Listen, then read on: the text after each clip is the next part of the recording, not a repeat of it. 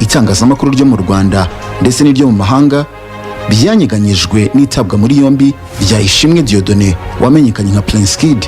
Uyu yayoboraga organisation yamenyekanye nka Rwanda Inspiration Backup yateguraga irushanwa rya Miss Rwanda. Ibyaha uyu musore akurikiranweho bifitanye isano n'ihohotera rishingiye ku gitsina bikeka ko yakoreye abakobwa bitabiriye iri rushanwa mu bihe bitandukanye. Byazamuye kandi amarangamutima ya benshi bihurirana n'akangononwa, inenge, uruhuri rw'ibibazo byari bikunze kuvugwa muri iri rushanwa ariko bikarenzwa ingohe. Miss Rwanda ni irushanwa rikurikirwa cyane kuva mu gutoranya abaryitabira kugeza ku munota wa nyuma. Nta wakwibagirwa amajoro menshi abantu barara bategereje uwambikwa ikamba. Ni urukundo rukomeye cyane abaturarwanda ndetse n'abanyarwanda batuye mu mahanga batahwemye kugaragariza rino rushanwa. Ababikurikiranira hafi cyane cyane nk'itangazamakuru bagiye batunga urutoki inzego za leta ko zatereranye iki gikorwa zikakegurira inzego z'abikorera. Muri make ibibazo byakuriye impaka muri Miss Rwanda si bishya, nubwo byose byasembuwe n'itabwa muri yombi rya Ishimwe Dieudonné. Byose byaravuzwe ariko birenzwe ingohe ku buryo hari naho byarenze bivugwa ko Miss Rwanda ari nk'indiri y'ibirura. Muri iyi nkuru turaza kwibanda ku ngero z'ibibazo byagiye bivugwa muri Miss Rwanda. Kayototera akayamungu mu bishyimbo kuva ritangiye mu myaka 13 ishize, aho abakobwa 11 baryegukanyemo amakamba. Mu 2009 ubwo hari hashize imyaka 15 Jenoside yakorewe Abatutsi ihagaritswe, ubuzima bw'igihugu n'abagituye bwari bwongeye gushinga imizi. Aha rero niho havutse igitekerezo cy'indashyikirwa cyo kugarura irushanwa ry'ubwiza, ubwenge n'umuco rya Miss Rwanda. Nyakwigendera Habineza Joseph wari minisitiri w'umuco n'urubyiruko yakunze kuvuga ko ryashyizweho mu rwego rwo gukomeza gushaka ibikorwa byasusurutsa abanyarwanda bakava mu gahinda ka Jenoside yishwemo Abatutsi barenga miliyoni, n'amahirwe ariko yo gutinyura abakobwa bakongera ubushobozi no gukora ku ifaranga kuko harimo n'abaterankunga benshi kandi bifite. Cyari igikorwa gishya ariko ubona gishamadukiwe na benshi biganjemo urubyiruko, dore ko abasirimutse babonaga imahanga amarushanwa nk'aya yakorwa bagahora barota no mu Rwagasabo ko yahaba. Amata yaje kubyara amavuta ku ikubitiro. Minisiteri ya Siporo n'Umuco n'Urubyiruko ifata iya mbere itegura Miss Rwanda ifatanyije n'abafatanyabikorwa barimo yari isosiyete y'itumanaho Rwandatel. Mu 2009 nibwo Bahati Grace yegukanye ikamba rya mbere rya Miss Rwanda nyuma ya Jenoside yakorewe Abatutsi. Ryari ijoro ryiza kuri we ndetse n'abanyarwanda muri rusange. Buri wese yabonaga iri rushanwa nka kimwe mu bikorwa bishya kandi byiza bigamije guteza imbere umwana w'umukobwa no kugaragariza neza igihugu. Gutegura iri rushanwa birahenze cyane. Ubushobozi bwaje kuba iyanga hashira imyaka 2 ritaba, ryongera gusubukurwa mu 2012. Minisiteri idaciye ku ruhande yahishuye ko mu 2010 na 2011 nta bushobozi bwari buhari bwo kongera kuritegura. Uburyohe bwari bwaragaragaye mu 2009 byatumye mu 2012 itorero Mashiri risanzwe rizwiho gutegura amaserukiramuco y'imbyino ryiyemeza gutegura irushanwa rya Miss Rwanda. Icyo gihe nabwo byabaye ibirori binogeye ijisho. Kayibanda Aurore yegukanye ikamba icyo gihe. Aba nabo akagozi kahise gacika kuko ntibongeye gutegura Miss Rwanda, bituma mu 2013 irushanwa ritaba. Mu 2014 Rwanda Inspiration Backup ya Ishimwe Dieudonné yafashe inshingano zo gutegura irushanwa ariko mu buryo bumeze nk'igerageza. Icyo gihe igikorwa cyagenze neza ndetse iwacu Colombe yegukana ikamba. Intego yari uko iryo rushanwa rizajya riba ngaruka mwaka ntizongere gusiba ukundi. Ishimwe n'ikipe bakoranaga kuva icyo gihe binjiye mu baterankunga bashakisha ubufasha, ibihembo biraboneka kimwe n'ubushobozi bwo kuritegura. Umwaka wakurikiyeho nabwo riraba.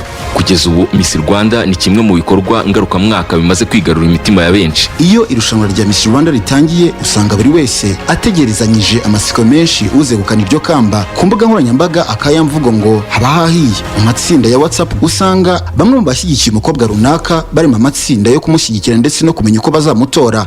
Mu buryo bw'imibare irushanwa rikurikirwa cyane ku mbuga nkoranyambaga, mu bitangazamakuru ndetse ugasanga byarahuje n'imbaga hirya no hino ku isi. Hari n'abakobwa benshi bitabiriye irushanwa rya Miss Rwanda babashije kwiga kaminuza babikesha kuba baraje mu bakobwa 20 ba mbere. Itabwa muri yombi rya Ishimwe ryateje impaka zikomeye ku mbuga nkoranyambaga ariko zikazwa bikomeye n'ibyaha akurikiranweho. Umubare w'abakobwa bitabiriye irushanwa bavuga ko bari barabuze aho bavugira iki kibazo ukomeje kwiyongera ndetse bamwe biteguye no kuvuga akari murori. Iyo usubije amaso inyuma usanga ibibazo byaratangiye kuva byibura muri Miss Rwanda yo muri 2015, ni ukuvuga ku nshuro ya kabiri Rwanda Inspiration Backup itegugira irushanwa. Iki kigo cyavuze ko cyifuza kujya gikurikirana umukobwa utsinze na nyuma yo gutsinda irushanwa bakamufasha gushyira mu bikorwa umushinga we. Cyavugaga ko kitanyuzwe n'ibikorwa bya ba nyampinga byabanje. Icyakora Kundwa Doriane wari wegukanye ikamba rya Miss Rwanda muri 2015 yababereye ibamba. Induru ziravuga. Kundwa Doriane yavugaga ko we afite abazamufasha gukurikirana umushinga we nta mpamvu yo gukorana n'aka kanama ka Rwanda Inspiration Backup. Uretse ukutumvikana kwa Kundwa Doriane na Rwanda Inspiration Backup, ku rundi ruhande hari abari batangiye kubona Miss Rwanda nk'ikibazo mu bana b'abakobwa baba bahataniye ikamba. Muri 2015 abinyujije mu kiganiro The Real Woman Show, Murenzi Jolly wari uyoboye akanama nkemurampaka ka Miss Rwanda muri 2009, 2012 na 2014 yavuze ko amaze kubona ko ari irushanwa ritagakwiye kuba rikorerwa mu gihugu. Yavugaga ko ritangiye kurarura abana b'abakobwa. Amagambo y'uyu mubyeyi ntabwo yakiriwe neza n'ubuyobozi bwa Rwanda Inspiration Backup. Icyakora nubwo byari bimeze nk'impuruza, ibitekerezo by'uyu mubyeyi ntabwo byitaweho, byagaragaye mu itangazamakuru gusa, ariko biza kurangira bifashwe nk'aya magambo adafite gihamya. Muri 2016 induru zongeye kuvugwa mu bitangazamakuru ndetse zica ibintu hirya no hino muri Miss Rwanda ubwo hatorwaga Mutesi Jolly. Umusore witwa Niyonzima Elisando yagaragaje ko yafatanyije n'ubuyobozi bwa Rwanda Inspiration Backup mu guhesha ikamba uyu mukobwa mu buryo bw'amanyanga. Niyonzima yerekanye uburyo iri kamba ryatanzwe butaciye mu mucyo, kuko abategura irushanwa barateguye uko uyu mukobwa ari we uzambikwa ikamba ku ikubitiro. Umusore yanakomoje kuri byinshi birimo kukuba ngo umubyeyi wa Miss Mutesi Jolly yicuza kuba umwana we yaritabiriye iri rushanwa. Gusa icyo gihe Mutesi Jolly yamwamaganiye kure, avuga ko uyu musore yahuze yifuza kumubera umujyanama. Byose byarangiye Miss Jolly Mutesi yemeye gukorana na Rwanda Inspiration Backup ya Ishimwe watawe muri yombi.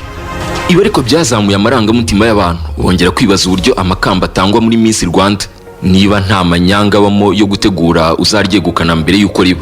Hari n'abarengagaho bakavuga ko ikamba rigurwa amafaranga cyangwa izindi ruswa zirimo n'iry'igitsina.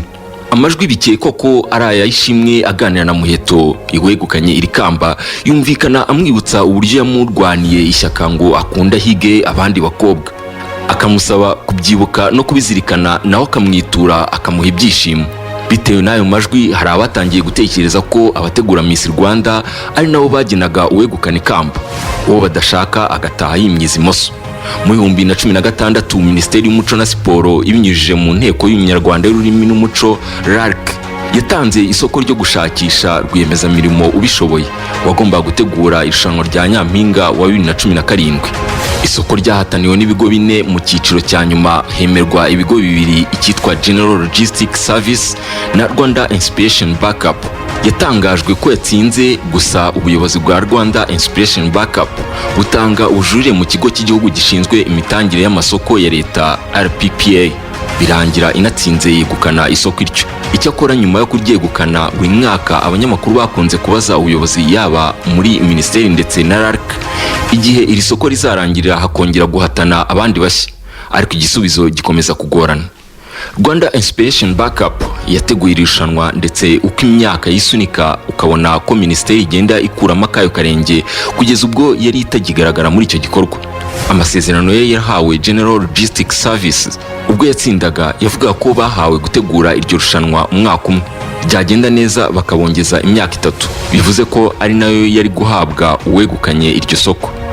Icyakora ku mpamvu zitamenyekanye neza byarinze bigera mu 2022 Rwanda Inspiration Backup ariyo yari gitegura iryo rushanwa. Rwanda Inspiration Backup mu bihe bitandukanye yagiye ihindura ibirango bya Miss Rwanda, nyamara atari umushinga wayo, bituma benshi batekereza aho ikuye ubwo bubasha, ndetse bamwe bakavuga ko iri rushanwa yari shimuse. Ibi rero byaje gushimangirwa no kuba Minisiteri y'Urubyiruko n'Umuco isa n'iyakuye amaboko kuri iri rushanwa, bityo bigaha abaritegura uburenganzira bwo gukora ibyo bishakiye. Miss Nishimwe Naomi na Rwanda Inspiration Backup bakanyujijeho.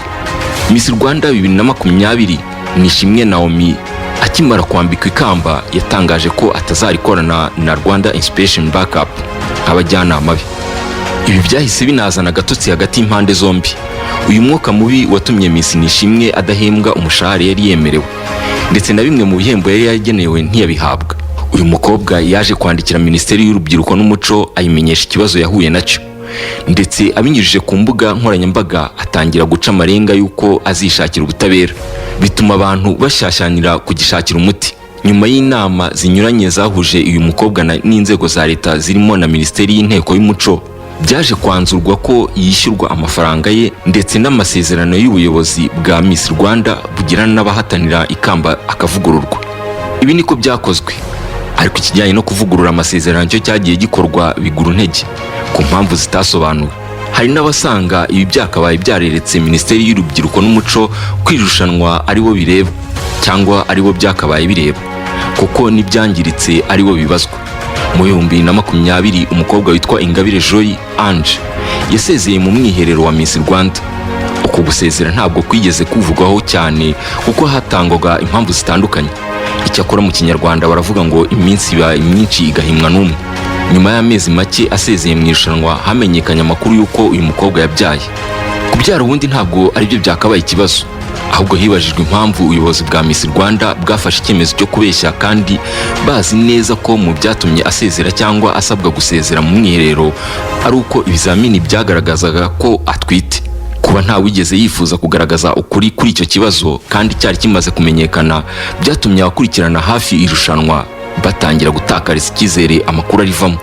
Mu 2022 Uwankusi Linda nawe yaje gusezera mu mwiherero wa Miss Rwanda, nawe avuga ko ari impamvu ze bwite. Kugeza amagingo aya abakurikiranira hafi imyidagaduro ntabwo barizera iby'aya makuru kuko batizeye ko batabeshywe nk'uko byagenze mbere. Abakobwa begukanye amakamba uyu mwaka ndetse n'imyaka yatambutse baracyari mu gihirahiro, ndetse tutibagiwe n'abafatanyabikorwa b'iri rushanwa, mu gihe umuyobozi w'ikigo gitegura Miss Rwanda yatawe muri yombi akaba agikurikiranwaho ibyaha tukagarutseho haruguru. Hari abakobwa bagitegereje ko amasezerano yabo n'abafatanyabikorwa ba Miss Rwanda ashyirwa mu bikorwa, ndetse hari nabo mu myaka itambutse bakiri gukurikiranira hafi uko iki gikorwa kimeze kuko ibyo bemerewe bamwe batarabihabwa. Ntawe ugishidikanya ku kamaro ka Miss Rwanda ku mwana w'umukobwa uba wararyitabiriye ndetse no kuba mu muryango nyarwanda muri rusange. Tutarondoye byinshi, hari ibikorwa bifite akamaro abakobwa bitabiriye irushanwa rya Miss Rwanda bakoreye igihugu muri rusange biciye mu mahirwe bakuye muri iri rushanwa. Mu gihe Ishimwe Dieudonné wamenyekanye nka Prince Kid uhagarariye Rwanda Inspiration Backup agikurikiranweho ibyaha birimo ruswa y'igitsina, ruswa y'amafaranga, ihohotera rishingiye ku gitsina ndetse n'icuruzwa ry'abantu, haracyategerejwe ahazaza ha Miss Rwanda. Iri rushanwa se ryaba rigiye kubona abandi bazaritegura bigenga cyangwa se rizongera ritegurwe na Minisiteri y'Umuco n'Urubyiruko yari yarariteguye muri 2009?